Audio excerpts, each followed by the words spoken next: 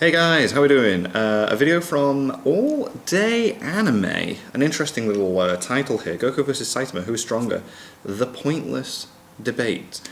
People like to go over like who is actually stronger, but I feel like this video is going to be like it's kind of impossible to really scale it considering how different in power both of these characters are within their universes and that. But let's just see where this video actually goes.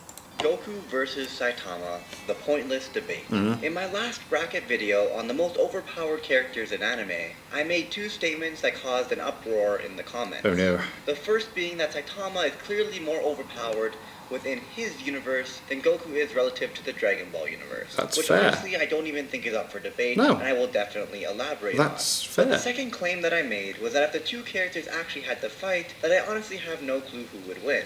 I said that if I had to choose, I would put my money on Saitama, but overall, I don't think it's a battle that anyone can properly power scale. As the title of the video suggests, I think it's pointless, but not for the reason that most people give, where they say Saitama is a gag character and thus can't be power scaled. No, it's a real world with real rules and the potential to gain immense power. And I will explain why I think it's pointless, but before that, let's tackle my original statement. The tournament bracket that I did was on overpowered anime characters relative to their anime they are quite universe. overpowered characters So in then. the case of Saitama versus Goku, it wasn't a death battle, but rather who is more overpowered within their corresponding world. I'll get to the death battle portion of the video soon, don't worry.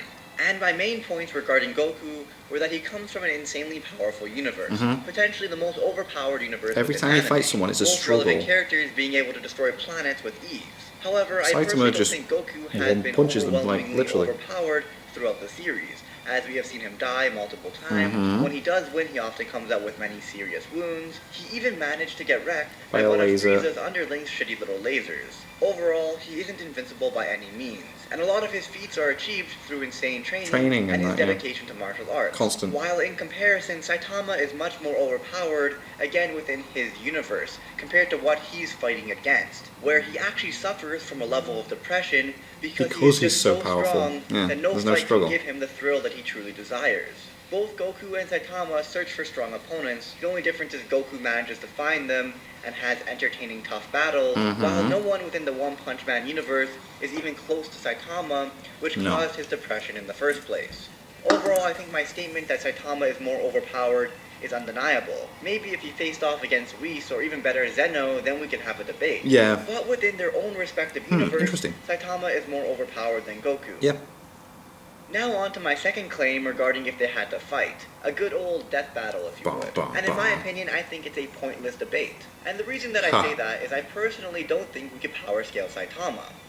1. We have not seen him fight an opponent that actually brings him to his limit. Someone similar enough in power that we have an idea as to what Saitama can and cannot do. He needs to struggle against something to then be able to make a comparison. And number 2, he has no limits, or rather he removed his limiter. How can you possibly measure a power that is infinite? Let me read you a quote. No matter how much effort one puts in, every living being has an intrinsic limit to its growth. Too much power becomes unbearable and overwhelms its host, turning it into a mindless, rampaging monster. To ensure that we do not enter the realm where we lose all purpose and ability to reason, God has set limits to the growth of every being. The mechanism with which growth is controlled is called the limiter, by Dr. Genus from One Punch Man. He also states that Saitama somehow managed to remove his limiter, and just gaining power that he cannot even fathom. Even when Boros first meets Saitama, he states that he can sense no limit to his energy. So how can you even begin to scale someone with no limit? There's nothing, there's no compare him to another character, ceiling. You haven't seen what he could really do. Where it stops. If you only see someone beat up a bunch of kids, Dragon Ball Z at least has a ants, scaling can you say they are the strongest in existence? system. No, but you wouldn't be able to prove that someone else is stronger than them either. I'm sure I don't need to spell it out for you guys, but what I'm saying is that you can't prove that Saitama is stronger or weaker than Goku because we honestly don't know. But like I said, if I had to place a bet on someone in a death match, I would put it on the guy with no limits versus the guy who has died twice and got pierced by a shitty little laser. But hey, that's just me. Goku's feats and the magnitude of his power, especially mastered Ultra Instinct, is are incredible. Nothing to laugh at. But at least we have some ideas as to where his power lies, and we know he isn't invincible, which is a statement I could not say for Saitama. Again, I'm not saying Saitama is stronger right now, but rather it's a pointless debate. Let me address some of the claims that people make and how they try to power scale Saitama to prove that Goku is stronger. They use this manga panel right here. That he took damage, right. So he got a few scratches from an insanely powerful blast that he took head on and didn't even try to defend himself against. I feel like we need to at least acknowledge that it still barely affected him. Like, he got some scratches. He's not bleeding or anything serious. Also, it was a fan translation and wasn't in the official print, so it really isn't a legitimate argument. Max, we could say that he got some scratches, but likely he wasn't affected at all. Sorry for all these stupid little analogies, but you know when you're play fighting against a younger sibling or your little cousin, and you're obviously not serious because you don't want to hurt them because they're so small and so weak, and you're honestly not even taking them seriously and paying full attention, you hold back and they somehow manage to get a good hit on you, and it's like, where'd that come from? But at the end of the day, it's still not a big deal. Would you say that your little cousin or sibling is similar in strength to you now? Or that instance can actually be used to scale your strength? Of course not. The same way Goku getting shot through by a tiny little laser beam doesn't make him even remotely close to Sorbet in power. No. I wouldn't use Sorbet's power to scale That's Goku ridiculous. or think that he's even close to him in strength now. All you could really say now is that Goku isn't that durable or invincible when his defenses are down. So in the same way, Boros giving Saitama a few scratches, not a fatal wound like Goku got, doesn't mean Saitama is even close to Boros' level. He could literally be 1 billion times stronger, we have no clue. The next thing that I hear a lot is that he had to use a serious punch to finish Boros off, meaning that Saitama can't be that much stronger. If you remember correctly, he managed to literally disintegrate Boros with consecutive normal punches, meaning that his normal punches would have been enough to defeat an opponent of that level. Like, all that remained was his blood. However, in this case, Boros has some insane levels of regeneration. But all this proves is Boros has amazing regeneration, not that he is even close in strength to Saitama in any way. Saitama just used a serious punch because he realized he would have to punch him hard enough that literally nothing remained so he couldn't regenerate, But what does serious even mean? He might have a super serious, a mega serious punch, consecutive serious punches. Super serious could be anywhere between a normal punch and infinity, considering Saitama broke his limiter. Slightly serious and not so serious. His punch doesn't even know how strong he is. He doesn't know his own limits. Overall, the point of this video is that we can't possibly begin to estimate Saitama's strength, so how can we properly power scale him versus Goku? This is one of my favorite replies that someone tweeted at me. A lot of people tried to make the same argument, but this one is actually decently written and simple.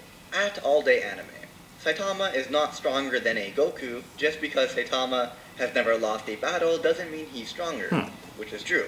Goku has fought universal to multiversal beings, while Saitama has fought a being that was only planet level, meaning that Saitama loses by lack of feats. Again, a ton of people try to use this argument, and while not inherently wrong, especially if you're just doing a fun power scaling video, scaling by feats is fine in most situations and against most characters, but in this case it just doesn't work. And I actually wanted to use this perspective to make it easier to understand my points. Saitama broke his limiter, so we know he is insanely powerful, we just don't know how powerful. And there likely isn't even a limit to his power. We have no one to compare him to because everyone he defeats is way weaker than him, making this entire debate pointless because based off of what we have seen and the information provided, we cannot prove that Saitama is stronger or weaker. So Goku having larger feats doesn't prove that he is actually stronger in any way. The thing is, most power scalers look at Goku's accomplishments versus Saitama's accomplishments, or feats. And since Goku's are larger, they conclude that Goku is stronger. The problem lies with the unknown and potentially infinite potential Saitama has. However, before we end the video, I do want to address something that I hear a lot,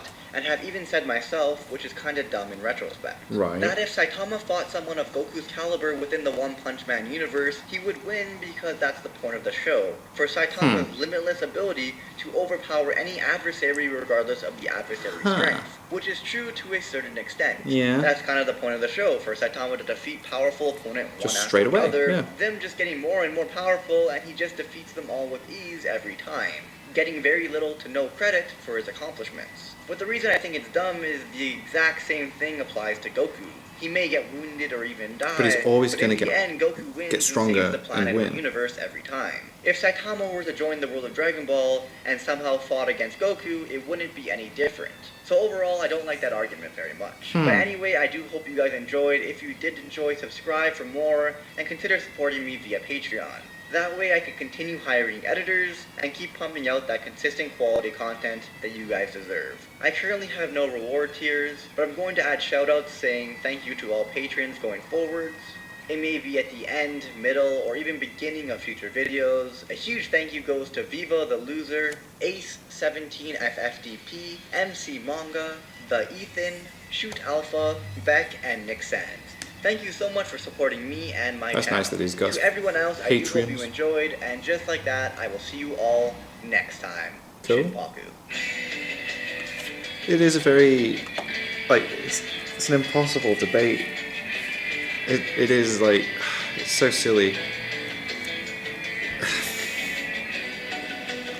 You can't do it. You can't put them against each other and then, like, decide. I'm totally on board with that video. That was cool. So that was All Day Anime. There's a couple more things I want to check out on his channel, but again, like I'm doing with all these other videos, testing the waters with some like interesting ones that I find, and then if you like these, and you know, you want more, let me know, and then I can carry on, and we can, you know, react and discuss all these really interesting videos that I'm coming across and finding. So yeah, thank you guys very much for watching. What do you guys think of that? What do you guys think of this? Click like, subscribe if you haven't already. Leave comments down below, let me know what I should watch and discuss in future videos, and I'll see you guys. I saw you guys next time.